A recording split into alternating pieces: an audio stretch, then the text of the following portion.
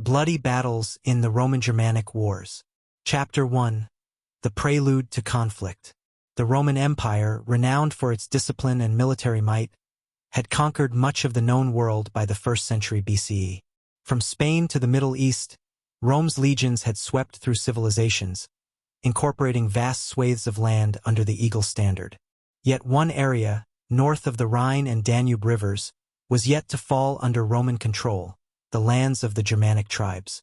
The Germanic tribes, a diverse collection of peoples spread across what is now modern-day Germany, Denmark, and parts of Poland, had a long history of resisting outside domination, and they were fiercely protective of their independence.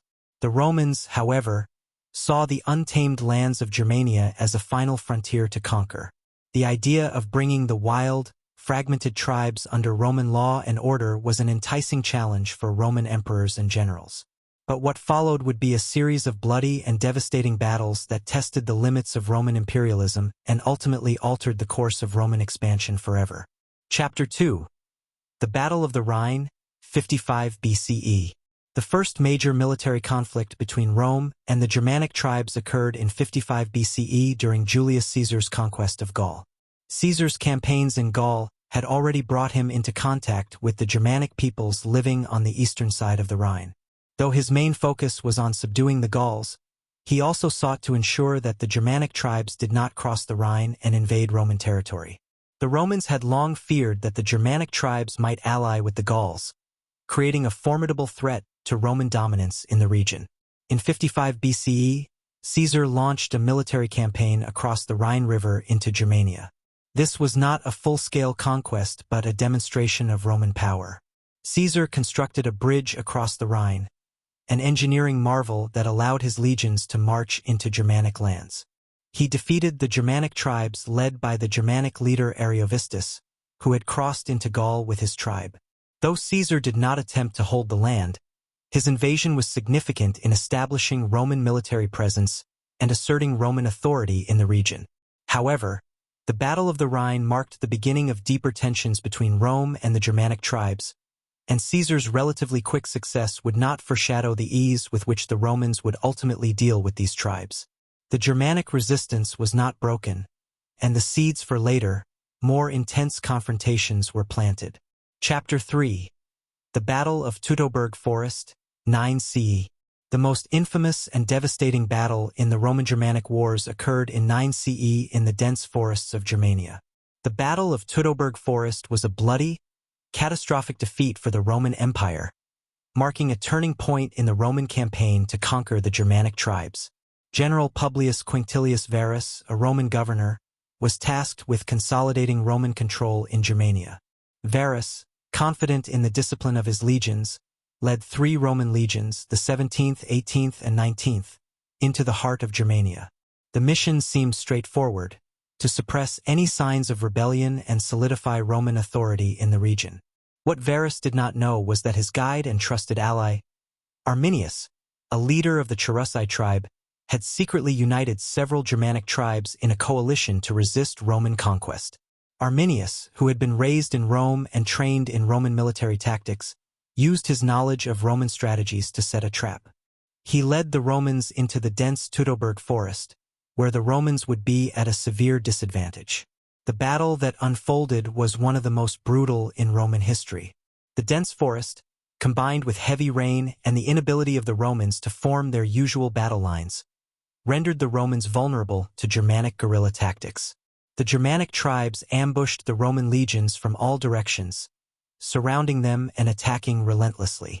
Roman soldiers, despite their superior training and armor, were overwhelmed by the ferocity and speed of the Germanic warriors. The battle lasted for several days, with the Romans unable to regroup or escape. The cost was staggering. Over 20,000 Roman soldiers were killed, and the 3 legions were annihilated. General Varus, unable to bear the shame of his failure, committed suicide. This devastating loss sent shockwaves through the Roman Empire. The Battle of Teutoburg Forest would be remembered as a pivotal moment in the Roman-Germanic Wars, marking the end of Roman expansion into Germania and the beginning of a protracted conflict that would span decades. Chapter 4. Roman Retaliation, the Campaigns of Germanicus, 14 to 16 CE. After the defeat at Teutoburg Forest, the Romans were determined to avenge their loss. Emperor Augustus appointed Germanicus, the son of Drusus, to lead Roman forces back into Germania. Germanicus, known for his military acumen and charisma, launched a series of retaliatory campaigns between 14 and 16 CE, aiming to recover the Roman standards lost at Teutoburg Forest and punish the Germanic tribes for their defiance. Germanicus's campaigns saw several bloody confrontations. His legions engaged in hard-fought battles against various Germanic tribes, including those led by Arminius, who continued to resist Roman domination. One of the key engagements took place at the Battle of Diviso in 16 CE. This battle was a victory for the Romans, and Germanicus was able to reclaim some of the Roman standards lost in the previous battle. Despite this success, Germanicus was unable to decisively crush the Germanic resistance. The Roman legions suffered heavy casualties in these campaigns, and the logistical difficulties of fighting in the Germanic forests and marshes made it difficult for the Romans to maintain a long-term presence in the region. After a series of campaigns that failed to deliver a final victory, Germanicus was recalled to Rome by Emperor Tiberius in 17 CE, ending the Roman push into Germania. Though the Romans regained some honor, the campaigns of Germanicus proved that conquering Germania would not be as easy as Roman generals had once believed. The Germanic tribes, though divided, were fiercely determined to resist Roman rule, and their use of guerrilla tactics and intimate knowledge of the land made them formidable opponents. Germanicus's campaigns saw several bloody confrontations. His legions engaged in hard-fought battles against various Germanic tribes, including those led by Arminius, who continued to resist Roman domination. One of the key engagements took place at the Battle of Diviso in 16 CE. This battle was a victory for the Romans, and Germanicus was able to reclaim some of the Roman standards lost in the previous battle. Despite this success, Germanicus was unable to decisively crush the Germanic resistance. The Roman legions suffered heavy casualties in these campaigns, and the logistical difficulties of fighting in the Germanic forests and marshes made it difficult for the Romans to maintain a long-term presence in the region. After a series of campaigns that failed to deliver a final victory, Germanicus was recalled to Rome by Emperor Tiberius in 17 CE, ending the Roman push into Germania. Though the Romans regained some honor, the campaigns of Germanicus proved that conquering Germania would not be as easy as Roman generals had once believed. The Germanic tribes, though divided, were fiercely determined to resist Roman rule, and their use of guerrilla tactics and intimate knowledge of the land made them formidable opponents. Chapter 5. The Battle of the Weser, 16 CE. Another significant battle in the Roman-Germanic Wars took place during Germanicus's campaigns in 16 CE. After the Roman victory at Diviso, Germanicus sought to push deeper into Germania and decisively crush Arminius's forces. Germanicus's forces fought a bloody engagement against Arminius's warriors along the Weser River. The battle was marked by brutal close combat and high casualties on both sides. Despite his tactical brilliance, Germanicus could not decisively destroy the Germanic forces. Arminius, who had led the Germanic tribes through the ambush at Teutoburg Forest, was able to retreat with his forces into the forests, continuing to harry the Romans and maintain the pressure. The Weser battle, while a Roman victory, did not end the war. Germanicus could not break the Germanic resistance in the way the Romans had hoped. The bloody campaigns led by Germanicus highlighted the deep resilience of the Germanic tribes and the challenges the Roman Empire faced in fully conquering the region. The victories were hard-earned, and the cost in Roman lives was heavy. Rome had proven it could win battles, but the Germanic tribes' spirit of resistance remained unbroken. Chapter 6. The Final Defeat and Roman Withdrawal. By 17 CE, it was clear that the Roman Empire would not be able to fully conquer Germania. The Romans, though victorious in some battles, had failed to break the will of the Germanic tribes. The high costs of Roman military campaigns, both in terms of resources and lives, and the logistical difficulties of fighting in the dense forests and swamps of Germania forced the Roman Empire to reconsider its goals.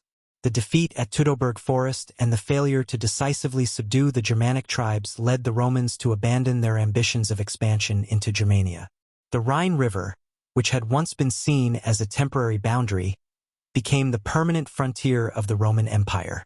The dream of bringing all of Germania under Roman control was abandoned, and the region was left to the fierce tribes that had successfully resisted Rome's might. The Roman withdrawal from Germania marked the end of a long and bloody chapter in the history of Rome's northern frontier. The Germanic tribes, though not fully unified, had successfully repelled one of the greatest empires the world had ever known. The Romans had suffered their first significant defeat in centuries, and the legacy of their failure in the Germanic Wars would echo throughout the empire for centuries to come. Chapter 7. The Legacy of the Roman-Germanic Wars.